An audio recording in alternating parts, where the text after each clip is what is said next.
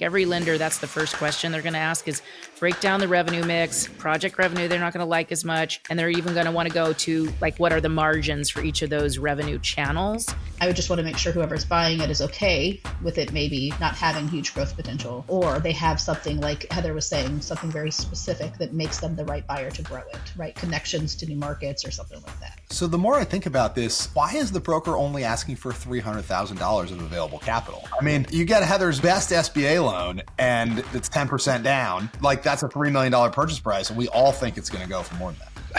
The 37 employees is throwing me off, but if they were subbing out a lot of this and they were just like a project procurement business and they're just helping link you with trades, the margins would make sense. Full set Acquisitions Anonymous. Hello, another episode of Acquisitions Anonymous. We don't have 100% geared in. Hey everybody, welcome back to another episode of Acquisitions Anonymous, the internet's #1 podcast for buying and selling small businesses. Mills Snell, one of your co-hosts, we talk about a fascinating business today. It is right down the middle of exactly what ETA, entrepreneurship through acquisition, is looking for. It's $17 million in revenue, $1 million in EBITDA. They are a contractual property management, facilities maintenance and management company in the Great Lakes area. It checks a lot of boxes for that type of buyer profile. We talk about private equity moving down market, buying these types of businesses. We talk about their employee mix and what that means about the way that they probably deliver services, the growth opportunities, how financeable is this? What do we think people would be willing to pay for it? We're joined by Chelsea from Acquisition Lab again, one of our repeat co-hosts. She has a great perspective about what she's seeing in the market. Heather has a great perspective from Viso about the lending environment for this type of business. I think it's a great episode. Stick around for a quick word from our sponsors. Are you ready to take the leap into business ownership, but you don't know where to start? Well, look no further than Acquisition Lab, the premier resource for entrepreneurs seeking to buy their dream business. Founded by Harvard MBA and acquisition expert Walker Dybel, the lab is your fast track to success in the search, diligence, and acquisition process. With hands-on support, world-class resources, and a community of like-minded entrepreneurs, Acquisition Lab gives you the tools and confidence to navigate every step of the journey. And we're proud to call Walker and Chelsea, the lab's director, longtime friends of the podcast. They're passionate about helping entrepreneurs like you take the next big step. So don't wait to make your business ownership dream a reality. Visit acquisitionlab.com today to learn more and schedule your free consultation. And when you do, be sure to tell them the Acquisitions Anonymous podcast sent you. All right, another episode of Acquisitions Anonymous. Thanks for being here, Chelsea. We have a guest today. Thanks for having me.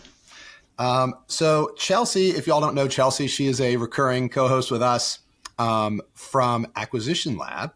And Chelsea, tell everybody a little bit about what you do in case I haven't heard you on the show before. I am the co-founder of Acquisition Lab. We are a accelerator to help people buy businesses. We have kind of the distinct, I guess, piece with us in the market is that we are a lifetime membership. So we will help our members buy any companies that they want to buy, because most of our members want to buy multiples, and your first and your second and your third and your fourth, or none of them are ever alike. And so we want to make sure that we're there to support all of them. Wow. I didn't realize that you had so many kind of serial acquisition entrepreneurs. Yeah, we have one member who just joined our search forum Tuesday, and I think he's working his 5th deal. Wow. It's to grow through acquisition, though, most of the time, right? They're not buying a bunch of completely disparate companies. That's do awesome. you have a focus on any industry, or is it literally everything? Literally everything. Things I've never heard of, which is hilarious. Although yesterday I heard of a business and I can't remember what it was now. And I was like, I thought I've heard of it all, but this is one I've never heard of. I remember the first, I think, episode we ever did with you, Chelsea, was the one with the fitness classes of the drumming on the balls. Yeah. Cardio drumming. I'd never heard of that before, that's for sure. Cardio drumming, yeah. So Still sounds exciting. I would do it. So Mills has a good one today. Mills, I think you picked this one because this is like a classic search your darling industry, isn't it? Bill, you stole my thunder, man. God, All right, go. Just kidding. Go. All right, so this business is from Calder Capital, and it is in the Great Lakes area. It says it's a contractual facilities management company doing $17.1 million in revenue, a little over $1 million in cash flow. And the I'm interested button is just tempting me right now, but I'll read for a little bit. Headquartered in the Great Lakes region, the Contractual Facilities Management Company is a trusted provider of comprehensive facility management solutions. Its diverse range of services includes electrical repairs, parking lot maintenance, exterior upkeep, snow removal, and landscaping. Leveraging an extensive network of skilled vendors, the contractual facilities management company, that is such a mouthful, ensures that every project is executed by the most qualified professionals. Additionally, its robust operational platform empowers customers with real-time updates and actionable insights into the status of their project, delivering unparalleled convenience and transparency. Company benefits from a balanced mix of contractually secured and project-based revenue streams, providing stability and reducing revenue risk. Furthermore, its established facility management platform enables customers to seamlessly request services and track work orders and projects, ensuring efficiency and transparency. They operate primarily from their main facility while complemented by a smaller satellite office. The main facility, owned by a related party, is not included in the proposed transaction. Ownership is seeking to divest the business as a part of a planned retirement, but has indicated a willingness to remain involved in a limited capacity to support the transition. Buyers will be required to have a minimum, this is in bold if you're not on YouTube, $300,000 in available capital, comma, solid credit, comma, and preferably industry experience to qualify for financing. Interested in other sellers coming to market soon? Check out our upcoming opportunities here. There's a hyperlink to other businesses they have for sale. Thanks for reading. There's some, process stuff about signing the NDA, making sure it doesn't go to your junk mail. It's in the Great Lakes. They have 37 employees, not including ownership. And then everything else is repeated there. So, a couple investment highlights. They have a national geographic service area, fully integrated technology suite, and some contractually secured revenue streams. The growth opportunities are integratable, or I think that's a typo, but integratable operational model, Canadian market penetration, and implementing digital marketing solutions. Our favorite. Just do digital marketing. It'll help. What do you guys think? I really like this broker, like the brokerage. They typically have good CIMs, and they don't inflate stuff. It's like real good listings. You know what I mean? And so that carries a lot of weight with me as a human. When you're reading it to me, it sounds just like the ETA playbook. Like this is somebody that bought a bunch of companies. And so I'm curious if it's actually integrated, because then at the bottom, it's like, hey, you could integrate stuff and it'll be better. And so I love how it sounds, but I would want to know in reality, is this a bunch of acquisitions that are disjointed and they're positioning it, trying to appeal to PE because it's over $1 million in cash flow? But in theory, this is everyone's dream, isn't it? I really thought that this was an employee light business until I got down to the 37 employees, because what I was imagining is a small core kind of project management team. The facilities manager from, the concrete plant that manages 6 concrete plants, is calling and saying, hey, I have too much on my plate already. I need to make sure the snow gets removed. You can fix, the electrical problems we have, and, that the fence gets fixed when the guys run into it. But I can't call and maintain all those different trade relationships. I just want to make one call to you, and I want you to make my life easy, which is why, I thought their margins were, relatively low for this size of revenue, because it was just all pass through and kind of, marking up the in trades. But I would like that. But they have 37 employees, which makes me think that maybe some of this they are doing in-house, self-performing. Yeah, that confused me as well. It's like $460,000 of revenue per employee. And if it was a lot of projects, like you said, sort of the pass-through revenue of these other contractors or projects, you'd think it would be higher than that. So it does seem like maybe they're doing some of the services directly. I agree. The financials will be so fun to look at on this, because if they're accurate or if they're detailed enough, you would immediately see, the recurring revenue versus the project revenue. And I'm not scared of the project revenue in something like this, but I would just love to know, what is it kind of day in and day out? What's the nature of it? Is it one or two big, like, we repaved a parking lot for you? Those are big, expensive things that could fluctuate, your revenue by $500,000, just based on a couple projects. And then what's the fee arrangement? Is it is there a retainer? Is there kind of some ongoing service revenue or availability revenue that you're collecting to be on call? There's so many things that, like, 30 seconds in the financials, just a peek would tell you so much. Mm-hmm. So I'm not afraid of the fact that they actually self-perform a lot of these services, because every time I have talked to somebody or looked at a business doing, what I'll call local services like this, everybody says that when you use contractors, the service is garbage. And that the real differentiator to deliver a quality product is to have committed W-2 employees. And it's not like these are Preach. Right? That's my soapbox. Right. Maybe this is like compiled into my brain from 350 episodes with you, Mills, but like, I like it. It probably means that what they probably do is they've got some services on 1099, like it probably doesn't make sense to have enough people to do all the snow removal, right? Because it snows, everybody needs snow removal. Like, that's something that makes sense to contract out. But something, like janitorial or electric repairs or something like that, like they probably got a couple electricians on staff and they just kind of keep them going. And that's probably more profitable than 1099ing it out and higher quality service. So I like that they're not totally employee-like. This is, like, we alluded to it in the beginning, but this is really in the crosshairs of a lot of private equity sponsors right now, because they, home services has been, highly picked over, and then commercial and industrial services, especially when it comes to, B2B property management, property maintenance, they're very sticky. I mean, I don't know.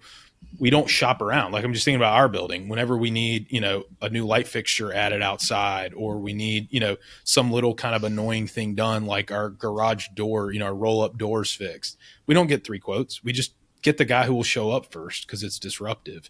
That's the market that these folks play in. And it's so nice in that regard. You're not dealing with in-home sales. You're not dealing with, your guys backed over my sprinkler head on my driveway and, you knocked over my lawn ornament. Like, there's just a different level of, customer interface that has to happen.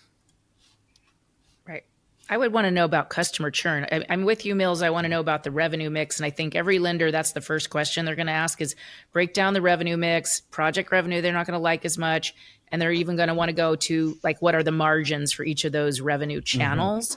But, next, and I'm surprised it's not in this sim, it's contractual. There's, these contracts that they have. I'd want to know about customer churn and whether they've been adding net new customers. What does the growth look like? Anytime it's something contractual, it's something you really want to know. And that's really going to change the multiple or, the valuation I might pay. That low churn combined with, what does the sales cycle look like to grow? How long does it take them to add new facilities to, their customer base? Hey, Michael here, and for just a few seconds, I want to tell you about my company, Near. Before 2020, I thought what a lot of people do, that hiring global talent wasn't serious enough for my small business, and it was just impossible. And I also assumed it was just call centers and low-level employees. But then I started a company with my colleagues, Franco and Hayden, and realized it'd been thinking too small. There's incredibly high-level talent all over the globe. And for those jobs that are hard to hire for, like accountants or CPAs, there's suddenly no shortage of top-tier candidates when you search well everywhere. And I saw a need for international talent in a bunch of my companies, and that's why I started Near. So they can help you too. They can make you a list of high-quality Latin American candidates for any role and then deal with all the red tape of hiring them. So go to hirewithnear.com/AAPod to get 5% discount on your first hire. That's hirewithnear.com/AAPod for a 5% discount on your first hire. Tell them we sent you. Absolutely. The nice thing about these businesses too is that a lot of times they get into a niche. Like I mentioned, concrete plants, because I have some familiarity with those. The regulations are complicated, like concrete plants versus chemical plants versus food processing versus, wood products. Like they all have their own quirks. And if you become the people who, oh yeah, we know how to get into, food facilities, food safe facilities, and we know how to operate there and make sure that, we're abiding by your rules and also the state health authority rules. Like it opens a lot more doors. Sure. I'd be curious about, they're in the Great Lakes region. Like, is there a segment of the market that they may not have specific customer exposure, but they may have kind of overweighted towards, automotive or, steel manufacturing or whatever it may be. I'd be really curious about that. It may not show up on the customer list, but it might, if you double click on some of those customers, they may have some things that are thematic. Mm-hmm. Sort of like categories of the types of facilities. I think that's probably right. You could really develop some niches, and maybe those are growth avenues as well. If you happen to know some industries and there are a good number of those facilities in the area, you may have a marketing plan towards that. I like that the broker pointed out that you might need some industry experience to qualify for financing. I think yes, that's smart. Yes, that's smart to kind of ward off anybody that really doesn't have anything in their resume that, kind of fits this kind of business. I think there are lenders who would lend if you don't have direct industry experience, but the closer you can get to some kind of experience that makes sense here, I think that would be wise. I think it would be tough to get financing without that. What do you guys think this business sells for? $4 million, 4 times. I'd be willing to bet that there are aggregators out there who are paying $8 million or more. 8x. I would not be surprised. I've seen some transaction data in the kind of B2B maintenance, property management, property maintenance, industrial services.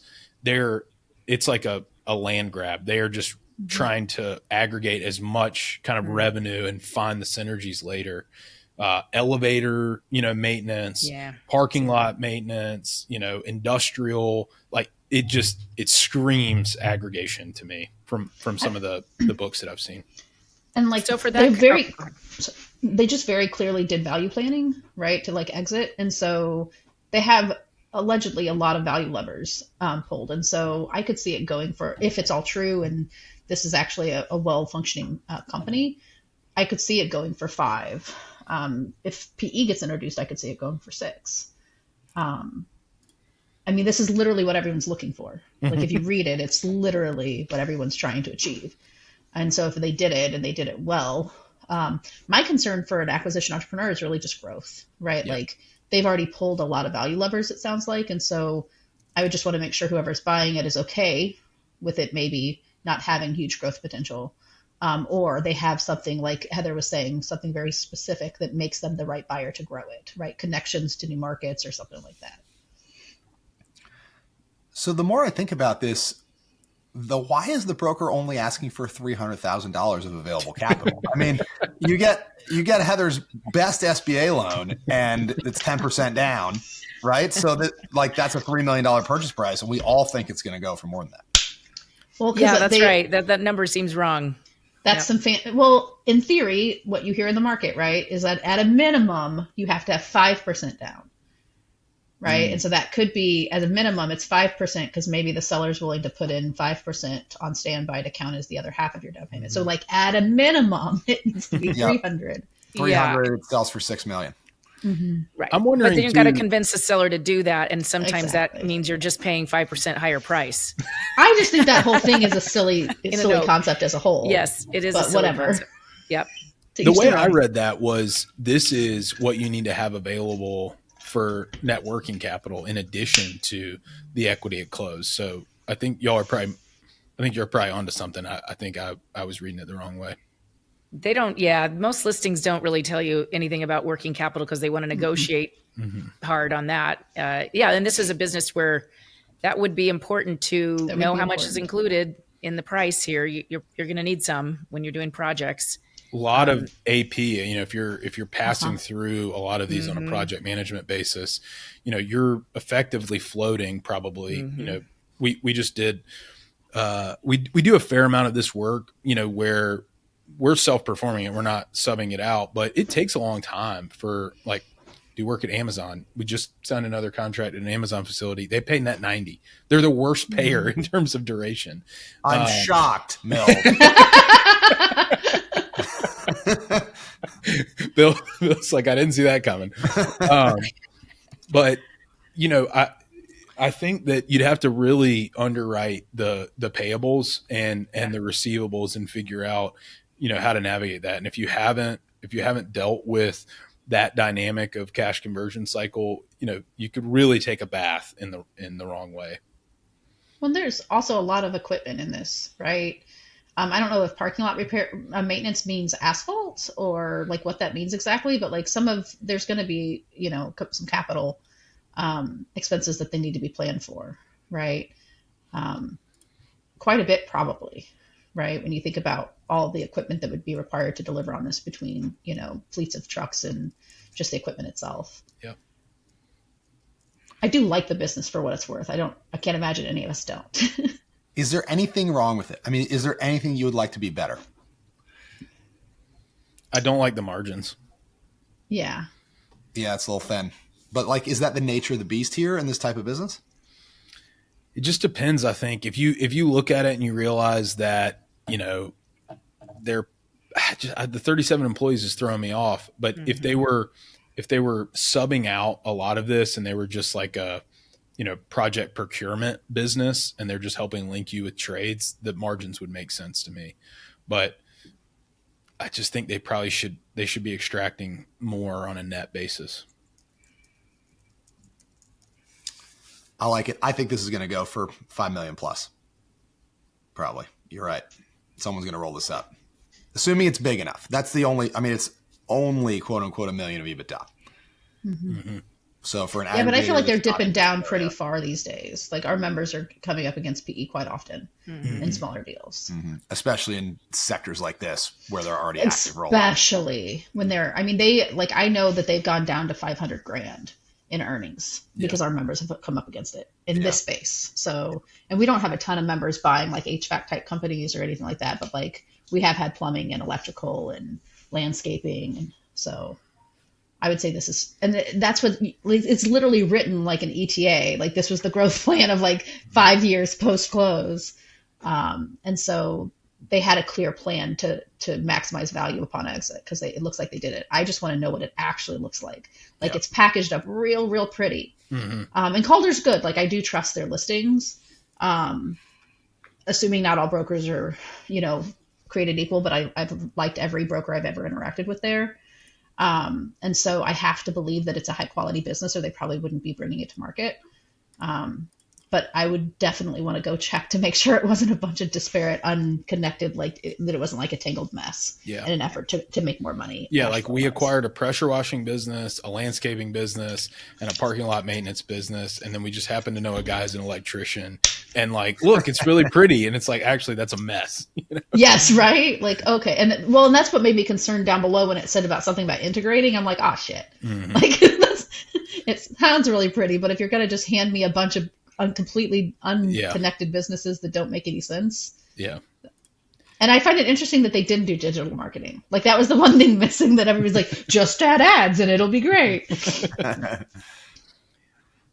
But you could, or something about their Google reviews, like incentivize Google reviews. Those are the two things I hear all the time. To your point, like that is, I do like Calder. Every time we've ever done a deal from them, it's always a solid teaser. I'm sure, and the Sims are good too. There's only two types of business brokers. There's business brokers who add trust to a listing and business brokers who say nothing. Like there are some logos you see at the top and you say what you just said earlier, Chelsea, which like this must be a quality business. This broker only takes on quality businesses. There's a level of trust there. And then there are other brokers who shall not be named live right now, but if you listen to our back catalog, each of us, I think, has one or two. Our pet peeves. Where you see the logo at the top and you go, I already know this is a garbage business because it's represented by this broker, which means none of the other brokers would take it. Yep. I just had to explain the distinction between different types of brokers on a call. I was like, I don't know, man. You're like, I'm sorry. am I being recorded? That's the big question. Yeah. I was like, I don't know. You don't want to bite the hand that feeds you, but yeah, things kind of start to patterns emerge, and things kind of start to rhyme over time. But I like the way that Bill said it, right? Like they are either going to add trust to it or not so much, right? And this one I do like. I'm definitely thumbs up on it's worth finding out more, and I think within 30 minutes of reviewing the sim and looking at the financials, you answer probably, 75% of the questions that we've posed about what they actually do, how they do it. is the revenue that stable? Like you could get very, very far into your analysis very quickly on this. So I'm thumbs up. I don't think I would pay what other people will pay, but I'm thumbs up. Yeah, thumbs up. I'm thumbs up, and I think when, just for the sake of education, I think if somebody sees a listing like this, then this is the one you have to act very fast on, because you know the market is hot and it's making it over 1 million, right? And so for everyone listening, try not to overanalyze. Yeah, that's great caution. All right. We like it. So Chelsea, thanks for being with us today. If people want to learn more about Acquisition Lab, where can they do that? Visit the website, acquisitionlab.com. If you're interested in applying, you can click apply now, or you can visit acquisitionlab.com/application. You can email me at chelsea@buythandbuild.com or find me on LinkedIn. Is there a certain type of person who's a really good fit? Yes, I don't want anyone that wants to use seller financing only. That is not my gig. I don't want to talk to you. I'm very sorry. I mean, I'll talk to you to tell you how bad of an idea that is, but I won't let you come into the lab. Sorry. And then, you do need to have capital, right? So we require a minimum of 100 grand, but that's like just a minimum. If I talk to you and your goals need more than that, I need you to have that much more, or have the capacity to get that much more. And preferably some work experience. I'm 17 years old. I want to buy a business, and I have $150. I have I have a plan for you, but it's not the lab. We can still talk. That's good. So yeah, That's really I good. want somebody that should be qualified to actually run a business, right? Like, you want the seller to look at you and the broker and the lender and say, like, yes, this is a reasonable successor to take over a company. Awesome. And you can't be an asshole. Sorry, you can't be mean. Those are my requirements. That's fair. Not a high bar. I think we have some listeners that clear that bar, I would hope. So go find Chelsea and Acquisition Lab at acquisitionlab.com. And Chelsea, thanks for being here. Thank you for listening. If you like this episode, we have a whole bunch of back episodes at acquanon.com. They're all tagged by industry. So if you want more facility services businesses, there are a couple more of them on there. If you want more e-commerce, you want more construction, whatever floats your boat, you can find it on acquanon.com. Thanks for listening to this episode of Acquisitions Anonymous. We'll see you next week.